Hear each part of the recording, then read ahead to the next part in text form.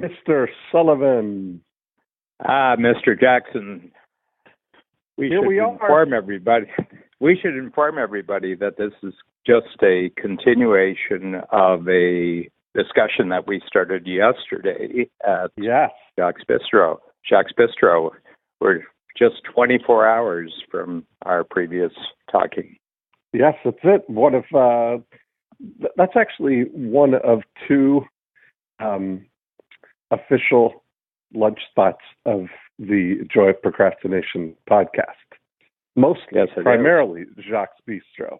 But the founding conversation. Jacques Bistro and Select Bistro, and in both restaurants we have table 10. That's exactly right. One of the many commonalities. This is funny because, I was thinking yesterday our discovery that we have the same IQ was really something funny. Another similarity that we share. Our Colby is the same. We're both official members of the ADD community, and we have taking completely different IQ tests. Mine was in 1965, so mine was 65. So I'm just trying to figure out here, 53 years ago. And then I discovered yesterday that your IQ test was the same too. That's funny. In both cases, we're smart enough. Smart enough. That's exactly right. People say, what's your IQ? And I said, it's my IQ test makes me smart enough. And smart enough. That's all I'm going to say. That's all I'm going to say about it. I'm smart enough. Smart enough. That's how long should a man's legs be? Is long enough to reach the ground, right? That's it. That's it. That's right. Yeah. Talk about that. There's a lot of, it's always an issue about when it comes to individual intelligence. Invariably, the subject of IQ tests comes up. Dean, from your kind of familiarity with it over the years or being in discussions, first of all, does IQ make a difference? And secondly, what difference does it make? Two questions. This is start us off. That would be a great discussion because I don't know. I was really, it came up on my radar. And that was the context of the discussion we were having yesterday, was that I had seen a video with Jordan Peterson talking about IQ, and I didn't know that it was initiated by the government as a way to quickly sort the military applicants into the officer track or the enlisted track. And I hadn't realized, there's actual things that the what do they call them? The testing, not avocation, but there's something, maybe it's avocation, whatever it is, aptitude, or that's not even the right word, where they show what sort of jobs you would be best suited to. That a lot of them are listed by, are really a function of IQ, which shows capacity for different positions. And I didn't realize that. But there was really, in the military, apparently there's no use or no role for people below 85. Is kind of the cutoff for functional things, which Jordan was saying makes 15% or something, or one in 12, or 1 in 8, maybe 12 or 15% of people have what the government would deem no purpose. Yeah, it's about one in 6 or 1 in 7 of the population. Really. Right. I mean, there's a lot of controversy about it, over the years, as you imagine, because it's almost like a life sentence one way or the other. I mean, it's doors open to you or doors are closed to you based on a test, which, when I took it, it was kind of like I can't remember it being too much more than about a half hour test.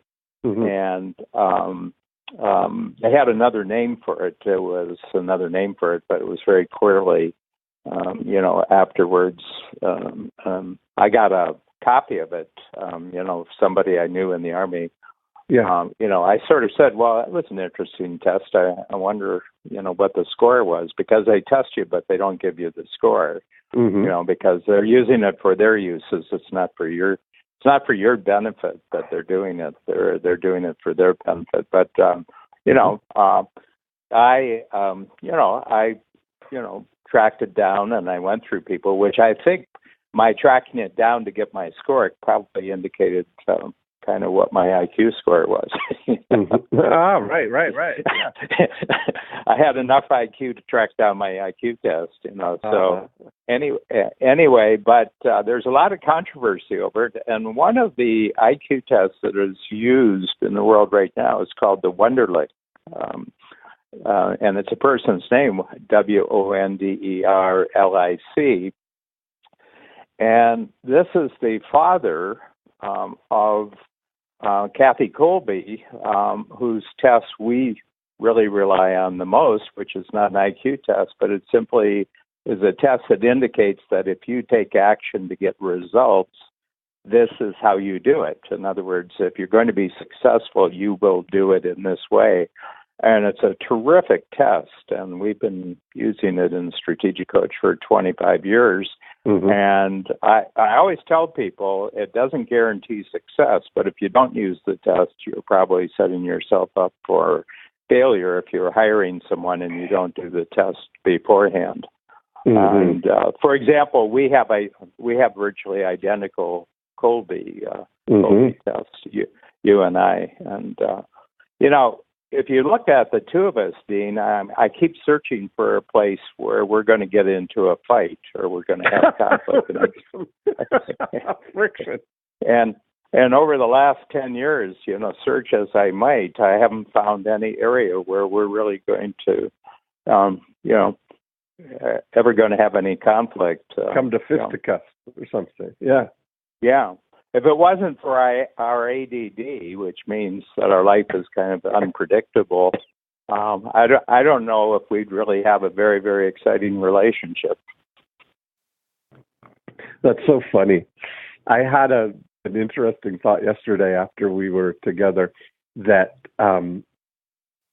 you said something about your new book that you have coming out in the fall, and I won't give away what it is, but the basic thing was that it's today. You brought everything back to like living in this moment, like today is the day kind of thing. And I started thinking, we've mentioned that my guiding thing has always been, wake up every day and ask, what would I like to do today? And in our discussions, I've been experimenting with the idea of what would I like to do tomorrow, is giving some sort of structure to it. And it struck me that the structures to my days as I'm kind of laying things out, if you say like we're writing a movie, because essentially we have the opportunity to kind of fully script a day if you wanted to. Like certain days of our lives are fully scripted. You know exactly what's going to happen. Like for you, a workshop day. For me, my breakthrough blueprint days, where they're on the calendar, and that's what the thing is for the day. But I thought about like the levels of if we're taking it to that analogy kind of thing, that a lot of days you can either wake up and experience your day as an interpretive dance where there's the least amount of structure and you're just doing whatever it feels like to you. Freeform. Or freeform interpretive dance through your day. And I started laughing because it's really like that's the least amount of structure, and that's some people would just love to wiggle out of any form of and are resistant to any sort of form of structure. And you could kind of reel it into sort of improv, where you kind of have a structured sort of riffs. You have context. You have riffs. You have a context where I look at I look at my Breakthrough Blueprint days are largely improv days, much like your workshops are yes. sort of a little more structured improv. They're not rote, where you are like reading from a script and everything is fully predictable. Each workshop, I mean, you're not doing the same workshop for 15 days out of the quarter, or however many workshops you do during the quarter. Mm-hmm. Each one is different, but they're all in the same context. So I would consider that to be like an improv type of thing. Yeah, and the thing, because I've been doing the workshops, it'll be 30 years next year. So actually, this is my 115th quarter that I'm in out of, if it's 30 years, it's 120 quarters. So I'm in the middle of the 115th quarter that started in November of 1989. And so there's a basic structure to the workshop, which I follow. So as the workshop, there's a plan for the workshop and then a certain number of things that we have to cover. And since I've been taking Adderall, I'm ADD. Yeah. And for 7 years now, since I started taking Adderall, I've always done the structure of the day. But if I do three of them in a week, I'll follow exactly the same structure, but the actual content will be different because the conversation will be different. I'll do things on the smart board differently. And that's all based on the conversation of this group as compared to yesterday, or this group compared to what I'm going to do 2 days from now. And since it's a different group of people, the conversation around the structure is going to be, I would say, 50% different. Questions they'll bring up, observations, experiences they'll talk about. And so because I know the structure, I can respond in a very creative way. And so your use of the word improv is exactly what it is. If you take, improv comedians who are on stage or improv musicians, jazz, see a lot in jazz, they understand the structure. There's a structure to what they're going to do, but what they're going to do within each component of the structure is just going to depend upon what's actually being created that day. Absolutely. And so it's an interesting... it's like our podcast, it's structured in the sense that we know the exact schedule going 12 months out, and we know this topic is related to the joy of procrastination, and we've got some things we've created like who, not how, the difference between Cloudlandia and the mainland. So there's some riffs that are developing in our conversation, but what we're going to do with them during any 1 hour podcast, we don't know until we get into it. Right. That's exactly right. And so that's where I was today, is really realizing that, I spent some time now. I've got a 2-week block here while I'm in Toronto before I leave for London that, I'm kind of isolating, narrowing in on what I could do here. And we had a really great conversation with Eben Pagan last week. We were talking about the 80-20 rule, and we've been having some conversations about about mental models and how the 80-20 rule is basically a mental model for looking at, organizing things into that kind of 80-20 categories. And it almost always falls true that 20% of the 80% of the value comes from 20% of things. And so we looked at narrowing it down from a task list kind of thing, where what Eben had been kind of thinking about this overlay of an eye.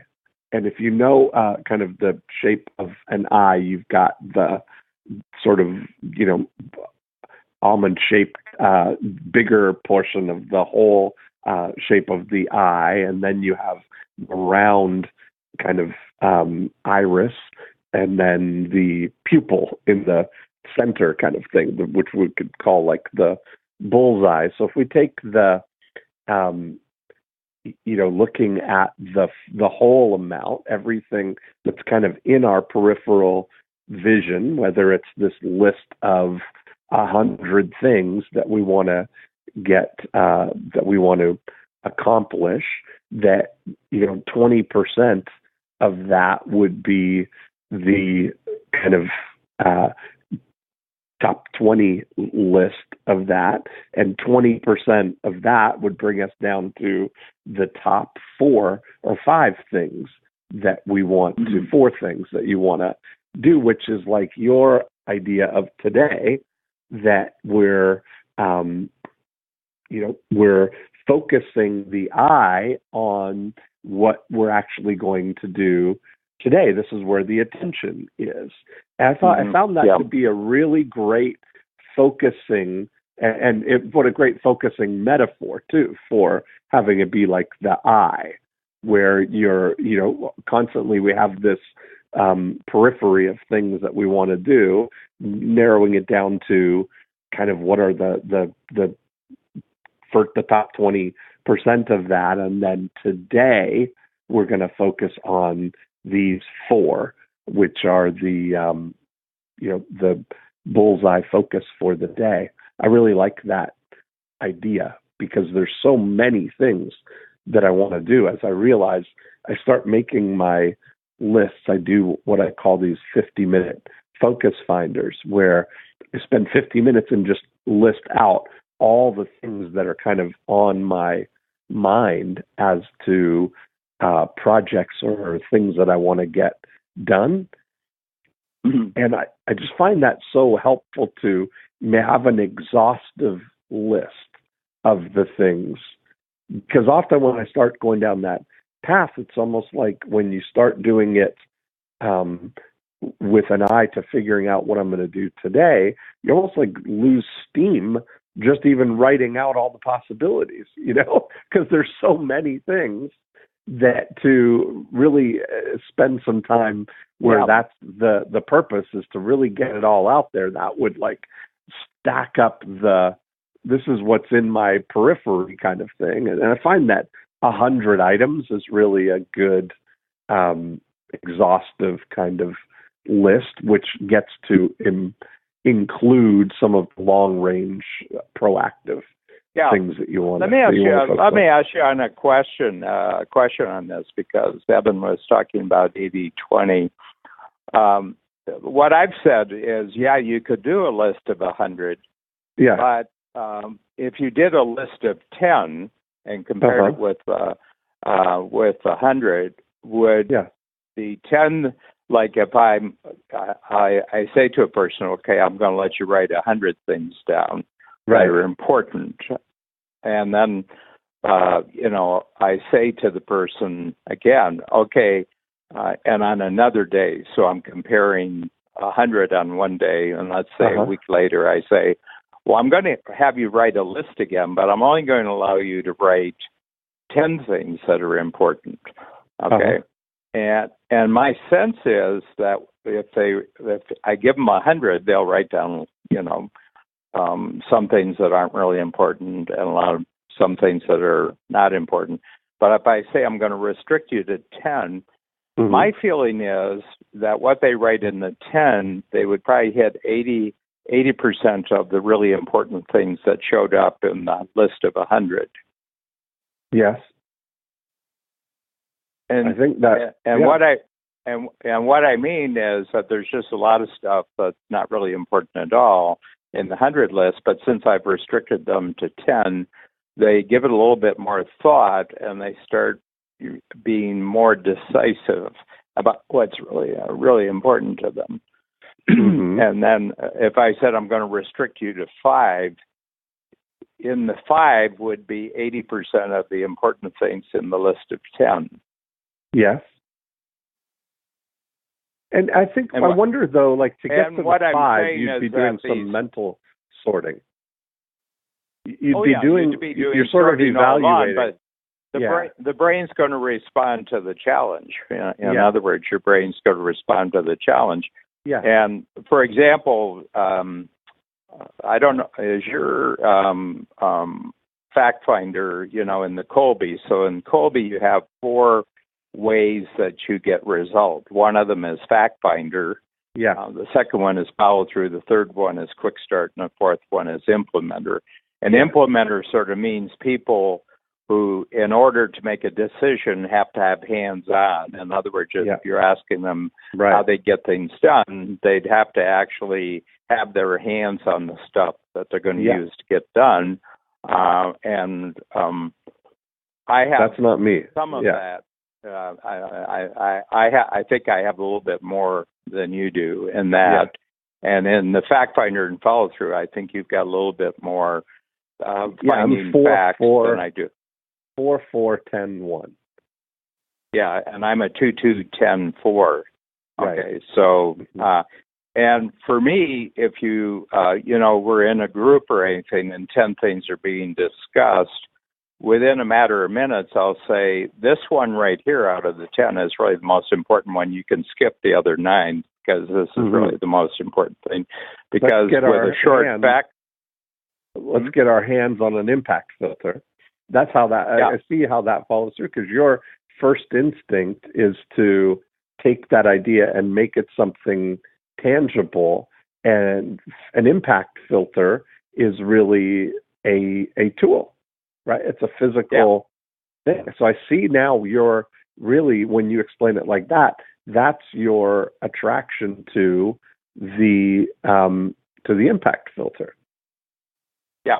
Potentially, right? Would you say that that's true, that that's an implementer thing, that your path is from idea to impact filter, like right away, let's get an impact filter out on like if I was a cheetah, there were 2 cheetahs. There was one, I was one cheetah and the other one cheetah, and I would, and if we use the Colby profile on the 2 cheetahs, I have like a 2 fact finder, and the other cheetah has, let's say, a 4 or 5 fact finder. I'm going to size up a group of gazelles, and right away I'm going to spot a weak or a weak one or an old one. And I'm going to go for it. And the other one's going to say, gee, there's 3 or 4. I wonder which one I should go for. If the second cheetah is eating it all that day, he's going to be sharing what I killed.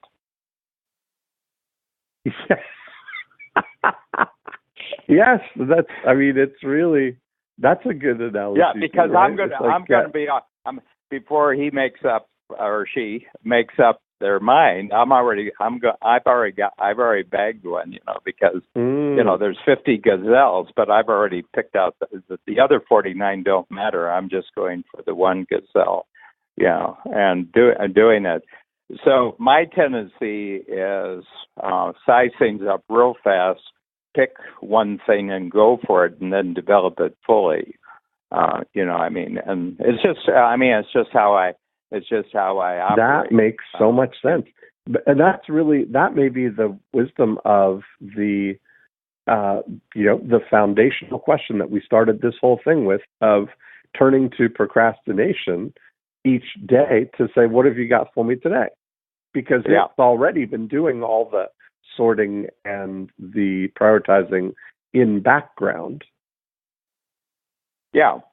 Yeah, and the thing is, and this bothers a lot of people who have, a need to get more information. Yeah. Get more information about. I mean, it's the and I can see it in all sorts of worlds. I can see it, in the business world. I can see it in the sports world. I can see it, especially in the political world right now, because Trump is an extreme quick start in a world of lawn fact finders and follow throughs. I think he's a quick start implementer. And what tells me that he's an implementer is because he's always been building stuff in the mainland. I mean, he builds buildings and he builds casinos and he builds resorts. So his whole world that he's operating in is the material world of, I was just taking a limousine drive in New York City, and we went to the Bronx Zoo. So it's quite a ways up in, Bronx is very, very top of Manhattan. And on the way back, we took Uber. We got an Uber there, an Uber there. So on the way up, we went up the east side, which is mostly industrial, and that's a lot of factories and plants and everything else, and got to the zoo. But on the way back, we came down on the west side along the Hudson River, and what you're seeing is a lot of apartment condo complexes, apartment complexes, and buildings. And from the Bronx Zoo to getting back to, we were staying on 56th Street. I counted 15 major developments that had the name Trump on them, which included Trump Tower, which is right on 56. So his whole world, and that's just New York City, and then there's all the other cities like Chicago. Worldwide, there's lots of cities.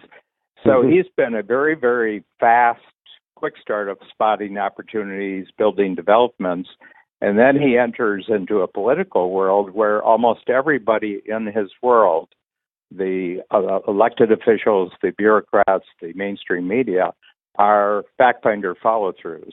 They get lots and lots of facts, and they have systems. And what I think they found most outrageous about him isn't his political beliefs, because it's hard to tell whether he's actually a Democrat or a Republican, because he favors some things which are Democratic issues and some that are political issues. But my extreme sense is that in their world, you move very slowly and you check things out and you get agreement. And he doesn't.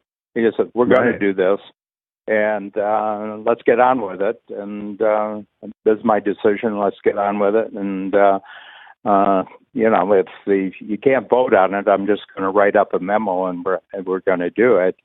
And, and that's it. And my feeling is the outrage against him is that he does things in a way that you just don't do when you're in their world, because it's a fact finder follow world.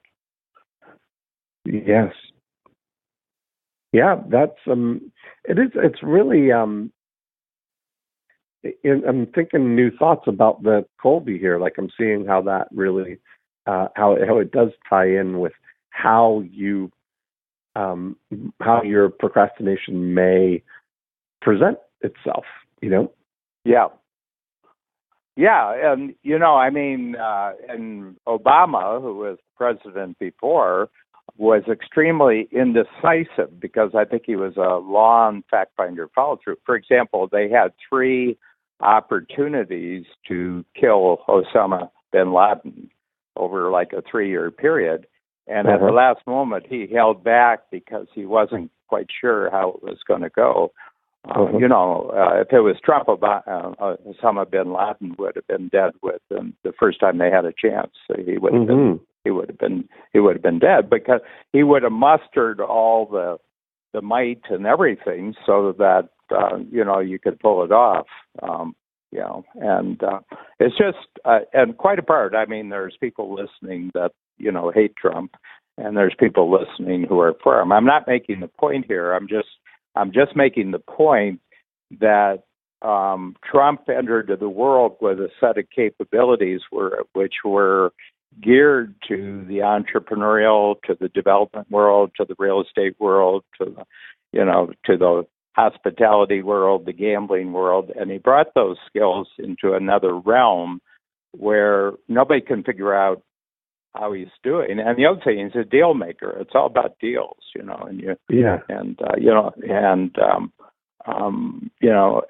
he if you read his book, he said the first thing you do in a deal is you make an outrageous demand on the other side.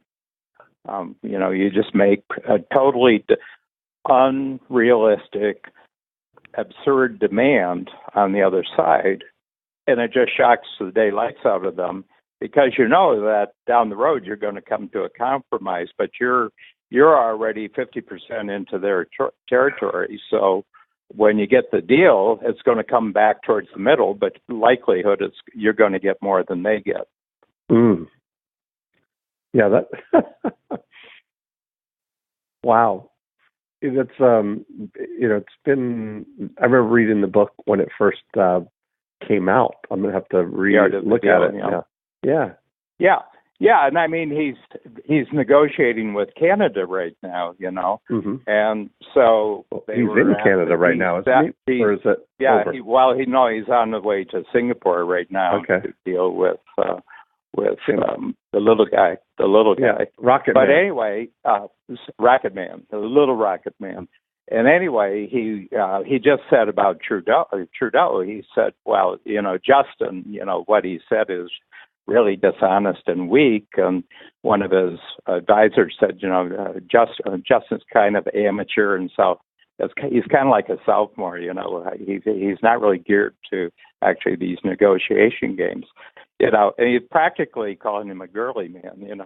Oh man, Justin's kind of a girly man. Well, the kind of feeling is that people don't like Justin Trudeau is he's kind of like a girly man. He's kind of, he's a high school drama teacher who, if it wasn't for his father and his mother, he'd still be a high school. So they're just nailing him with the image right off the bat, and that's just their first deal. That's just the first move in the deal. And it's just outrageous because now he's got to prove that he's a tough guy, he's a wimp, and everything else. But everybody says it's just outrageous behavior. No, it's just the first move in a deal. Read the book. Right. And then we'll watch now and see how it unfolds. Yeah, read the book. I mean, he sent the blueprint to you. This is what he's going to do. But none of them live in the world of deal making. You see, so they think this is really tawdry and below them. What about the ideals here? What about the ideas of global cooperation and getting along? Well, he says, I don't know anything about that, but I do know that everything's a deal. I thought that was an interesting comment you had yesterday about that, really government is really just a, series of thousands and thousands of deals. That's really what it all is. Yeah, the entire structure of government, as far as you look, related to every single activity, is just a set of deals between a somebody and a somebody that happened at a point in time, and it produced this result. And I think what Trump does, he's got like X-ray vision, and where everybody else sees politics and values, he just sees deals. Yeah. And you see it coming through. And basically, he knows who the people are that voted for him. And so his first thought is this deal good for the people who voted for me? Who he's representing, right. Yeah. But back to Eben, I'm interested. Eben has a really, really great mind. I mean, every time I am in conversation, this is Eben Pagan. A lot of people don't know who we're talking about here, but just really, really interesting. And you knew him a long time ago, didn't you? I've known Eben for 25 30 years? 23 years, anyway, yeah. 23 years, yeah. Yeah. And he's just a thinker, I mean, he's a good he's a world famous marketer. I mean, at the beginning of the internet age and the beginning of the online sales age, he was like an 800-pound gorilla, I mean, he was making sales in a way that nobody had ever made sales before. So he's a terrific star. One thing I want to talk about here, because it's an idea and I don't want it to get away, it has to do with structure and then becoming creative with structure, which I think what improv is, that you've actually mastered the structure so much that you can actually be free with the structure because you have a mastery of it. Mm-hmm. And there's a museum. Go ahead. No, I was just going to say, I think you're absolutely right. So continue with what you're saying. There's a museum. Yeah. So in France, or in Paris, there's a section of the city called Marais, Marais, which is French for marsh. So it was marshland that became, a part of the city. They filled it in. And it's gone through its ups and downs, but right now it's on the upswing, and it's a very fashionable district. And in it, they have a 5-story house that is a Picasso. So Picasso lived in Paris for quite a long part of his career. I would say in his 20s, 30s, and 40s, he lived in Paris. And what you come in on the ground floor and you go progressively up to the 5th floor in the course of your visit. But on the ground floor are the paintings and drawings he did when he was in his teens and 20s, and then just about you move up a decade in his life. And when you get to the top floor, you're seeing all the kind of paintings and drawings that he's kind of world famous for. And a lot of young people say, well, all you do is take a pen and you scribble on it and you sign your name to it. And that's what Picasso did. So that's their notion of art. You can just, you can have cats doing it. You can have cats doing it. You can have chimpanzees doing it, and that's art. That's really what it is. Right. But if you start on the ground floor, he could do almost photographic quality paintings. His mastery of oils and brush strokes and everything else. You look at them, and he was as good as any. He was as good as some of the the really phenomenal painters. He had a mastery as good as Michelangelo or Leonardo or Rembrandt or any of the people who were phenomenal for the realism of their paintings. And every as you go up through his age, decade by decade, and you go floor by floor in the museum, it starts to get much more freeform, But the whole point is that he did all the mastery, and then he loosened up as he got older. He got, and to me, that's the appropriate route. And I think Jordan Peterson has started talking about this in his book and in his lectures, that you can only experience freedom if you, at some point, had actual structure and you knew what it was like to operate within structures. And then as you master the structures, then you can loosen up with them because you can know when to use them and when not to use them. Yes. And it's an interesting, I'm still thinking about this,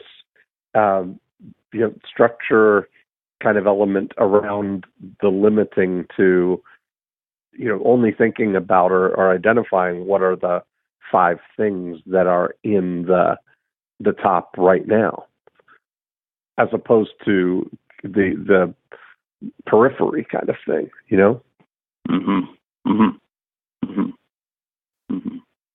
Yeah, you've been so impressed over the years with this movie about the sushi master in Japan. I'd like you to relate Zero it Dreams back of to our Sushi. Yes, and just relate it to how freeform he can be with his sushi now, based on his decades and decades of following the rules of great sushi master. Mm-hmm. Yeah, that. But the whole thing about even the training of the person coming up behind him, that it's 10 years of learning just how to make the egg, to make the egg be perfect, which is kind of a really interesting dedication. I wonder where that comes from. How they channel that creativity within such a narrow band. Yeah, well, I think it's, if I can use your example, because we were talking about it yesterday, how you analyze every single residential real estate neighborhood in major cities in the United States and Canada, and worked out a 8-stage progression that if you had a single homeowner, that homeowner, if they chose to stay within a particular part of the city, could do so as they went through their life. Every stage of their life and what they needed could be reflected in a new home sale. And if a real estate agent actually understood this 8-stage step, he or she could have lifetime customers, because they could almost anticipate what was going to come next in that person's life 5 or 10 years down the road. Yeah. Well, there's been millions and millions of real estate agents, and who have been around the world and in every city of the world, and they've worked in every single neighborhood in the world. But you're the first one to actually see this pattern, and then actually put it into a analytical structure, which then became software, and then which became a product that people could buy and essentially get exclusive right over certain neighborhoods. So talk a little bit about, because the sushi master or Picasso or anyone else, Trump, I guess anything. It really now deals. Yeah, go ahead. Yeah, it's just that longevity. I guess that's what I'm thinking of as I apply that. I think about the very first client done the first day that I had my real estate license. I had shared with you, decided that I would focus on townhouses in Georgetown and Halton Hills, because I was 21 years old at the time, and that would be people closer to my age, kind of thing, at my in my world, and that they would move up and buy bigger homes. Now, I've remained friends and have been friends for over 30 years now with the very first people that I sold a home to. And when I picked up with them, they started out, their journey started out with a condo that they owned prior to me meeting them. They had owned the condo, they sold the condo, bought the townhouse, and when I picked up my relationship with them, they were in this townhouse and made this move up to the detached home. And then a few years later, I was able to help them get the dream home that they wanted in the country. Then they've raised up their whole family. 3 of their kids are, they had 2 kids at the time. They've had others, 4 kids ultimately, but 3 of their kids are now married, 2 of whom have bought their first homes now. And James and Ruth have sold the big house that they got in the country and moved to a smaller place. So that whole life cycle of that one relationship exactly illustrates what we were just talking about there over this 30-year period. Yes. Yeah, I mean, the whole thing is, but there was something in the way of your perceiving, and you were very new, so I mean, it wasn't like you had a lot of experience. No. But you saw a pattern. Yes. That's a conceptual pattern because there's no evidence of it. But you saw a conceptual pattern, and you were putting 5 or 6 different factors together, and you're saying, there's a whole pattern that I can follow going forward. And nobody else saw it. They did not see it to the degree that the only way they could learn it was actually learning it from you. Mm-hmm. And that's been a great, thing. The pattern recognition and pattern packaging.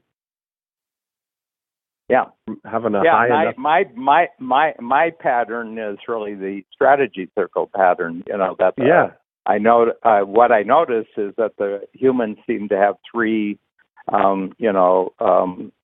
fundamental brain abilities. The first one is that they can actually see in the future very vividly a possibility that's bigger and better for them that there's absolutely no evidence for. In other words, but they can see it. In other words, that they can see into the future, and they intellectually engage with that. But more than that, they emotionally commit to it. Okay, and then that's one ability. And the second ability is immediately all the reasons why that can't happen comes in the form of objections and obstacles into their brain, which for most people wipes out any that feeling of opposition and obstacles actually wipes out any possibility of the vision. But there are certain people who say, the obstacles and the opposition are just raw material in the present that I get to work with to actually transform into that vision. So we say that it's actually a pattern that we call VOTA, V-O-T-A. You get a vision, you get opposition, and then in your mind you transform the obstacle into possible action, and you take the action, and the action allows you to actually achieve the vision. And I saw that, like in the early 1970s, and I said, I think this is how things work, and then 10 years of R&D out in the marketplace, I said there's one group of people more than any others that this formula works for, and it's successful entrepreneurs, already successful entrepreneurs who want to be more successful. And then, the program, Strategic Coach, is just kind of hundreds of variations off that original VOT, vision, opposition, transformation, action. And, and I tell people, and we have people and say there's just an amazing consistency to everything, every tool you come up with in the coach. I've had outside visitors. They say, there don't seem to be any inner contradictions, whether it's an impact builder, an experience transformer, positive focus, everything seems to fit. And I said, well, it all goes back to that down the middle of everything is this VOTA thing. Yes. It's like your 8 profit activators. It doesn't matter what you're working with. That's the main road.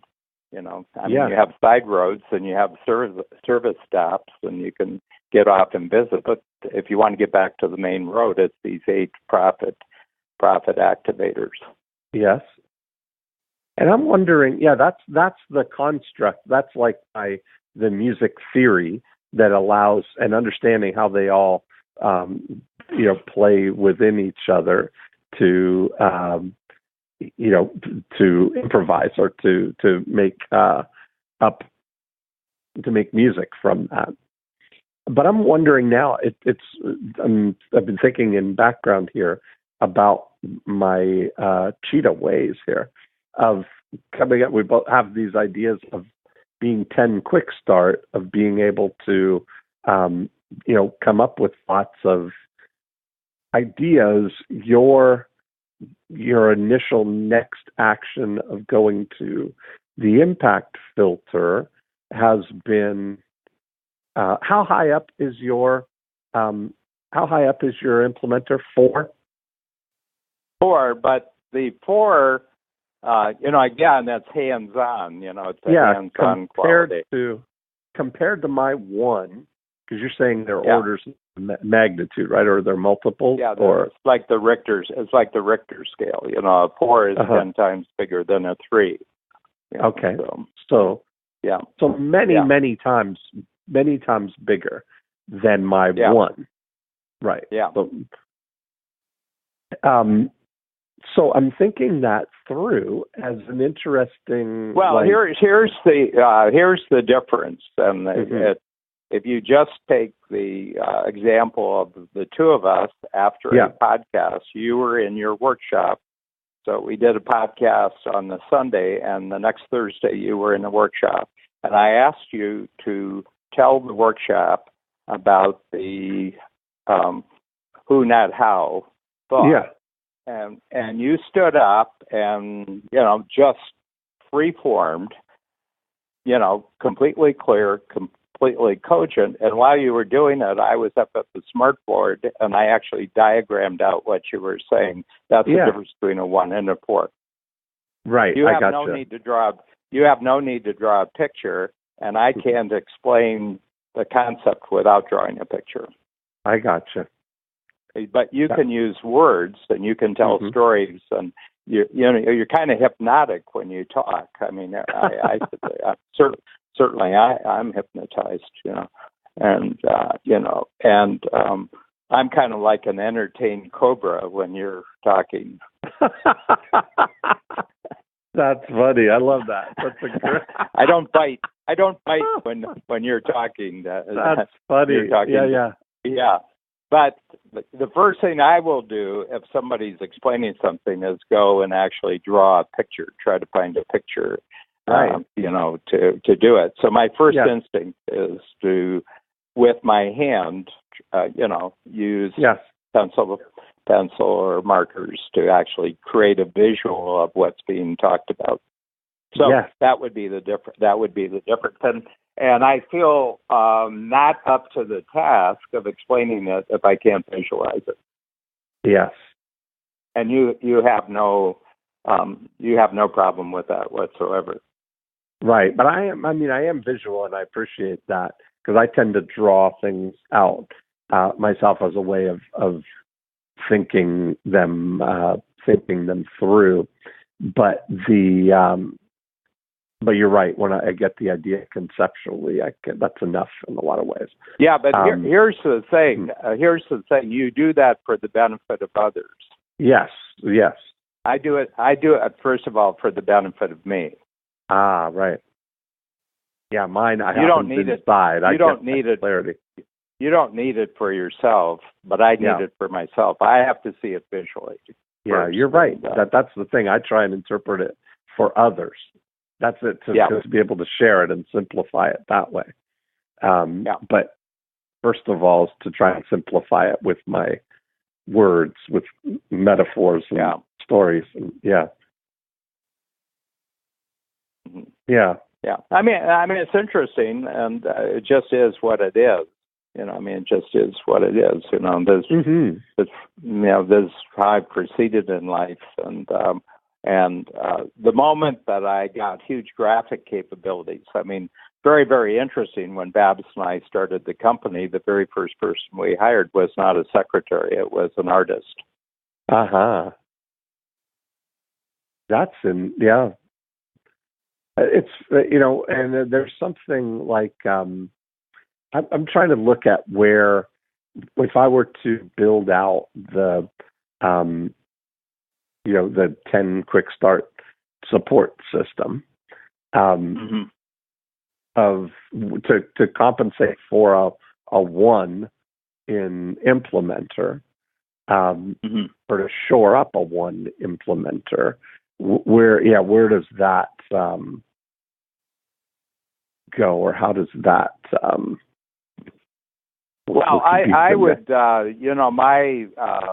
route that I always tell people, because I'm a halfway creature there. I've got enough artistic skills to support a completely different other activity, but I don't have the artistic skills to make a living with my artistic skills. Mm-hmm. Okay. And mainly the reason is I wouldn't have the fascination and motivation to actually get better at it. You know, in other words, right. It's not a path in life that I would get better, but fortunately I've got enough that it's useful to my conceptual. You know, I have both of us have conceptual careers. We're basically knowledge and idea packagers and sellers. So my graphic capabilities are supportive of that, and fortunately they were very supportive at the beginning of my career. In other words, I didn't have to wait 10 or 15 years to get an artist. I was born with one, you know. And, right. And so, you know, the big sprawling diagram I have in the Toronto office across from the restrooms of the original. Well, that was me just freehand. That was just freehand me writing with pen in 1982. And that diagram just launched us, you know. I mean, people found, I've met people who were one-on-one clients in the 1980s who still have that diagram on their walls 30 years ago, 35 years ago that I drew. And they said, gee, that was such an interesting piece of artwork, you know. But that's what really launched us, was that ability for me just to draw that up. And I did it basically in about 3 or 4 hours on one afternoon. I remember, actually doing it on a, dining room table with tracing paper and, just a fine black pen that you buy at an art supply store, you know. And so the thing is that you use whatever capabilities you got to make progress, and then you combine with other people's capabilities. You know? Yeah, and that's. I'm wondering.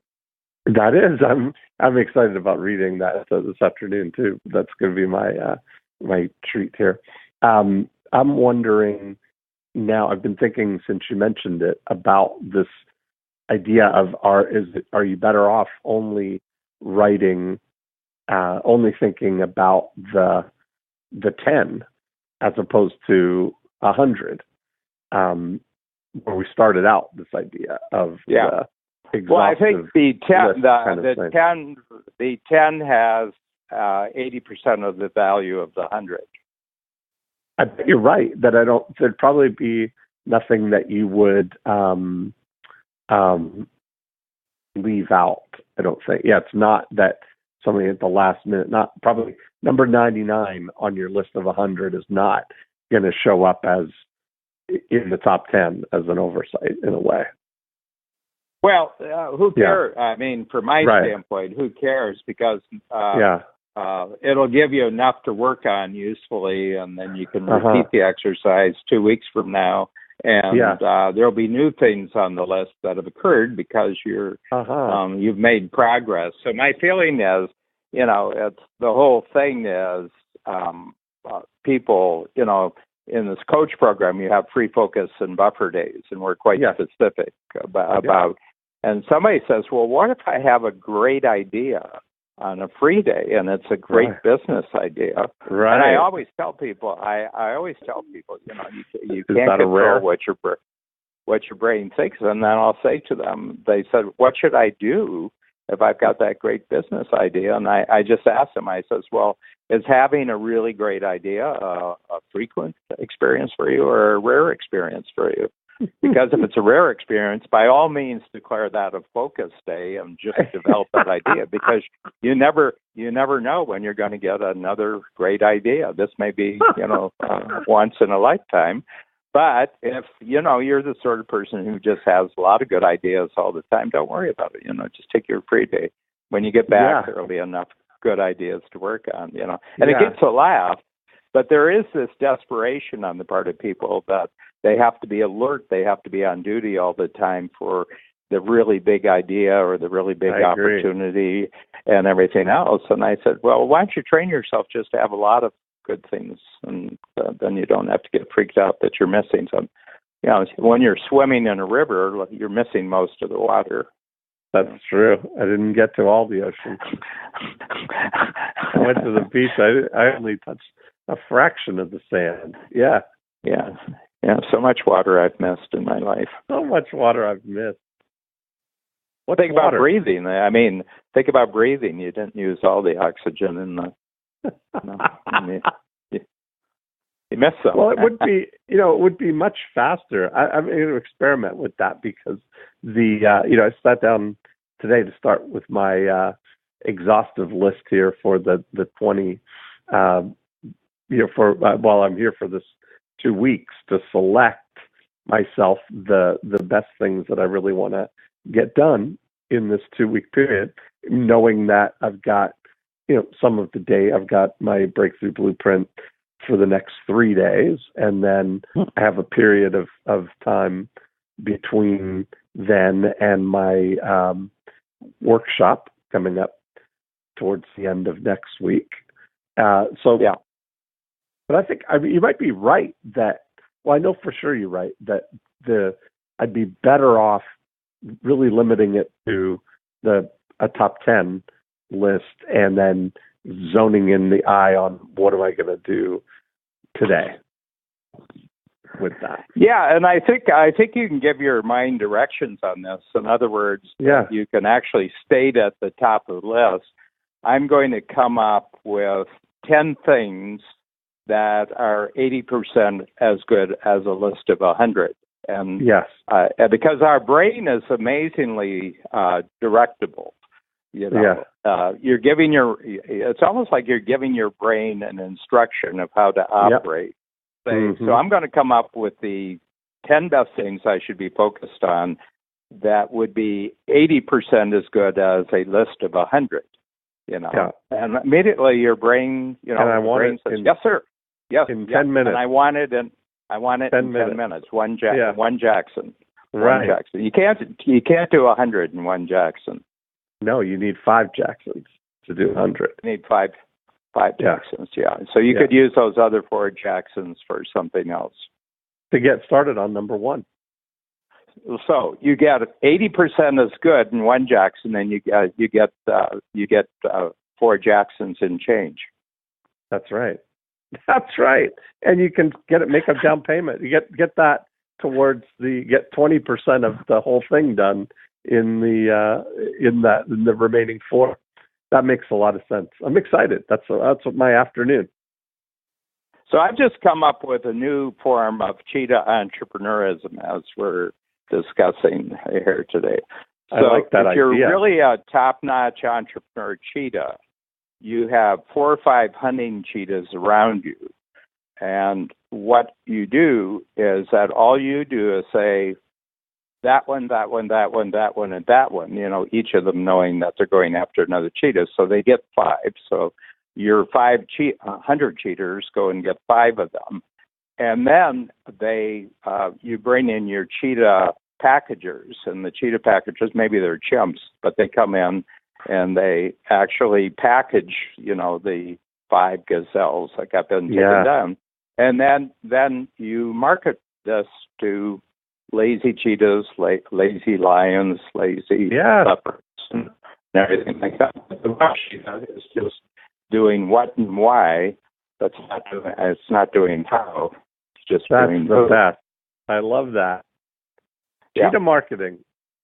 The cheetah method. Yeah. See, you're into this cow stuff, moo and and everything else. But I think more of a cheetah type. You're more into the apex predator. Apex marketing. predator. Yeah. That's funny. Remind me, Dan, that the next time that we do this, I'm going to try and remember this myself. That I want to talk to you about the Steve Madden documentary that we watched a couple of weekends ago.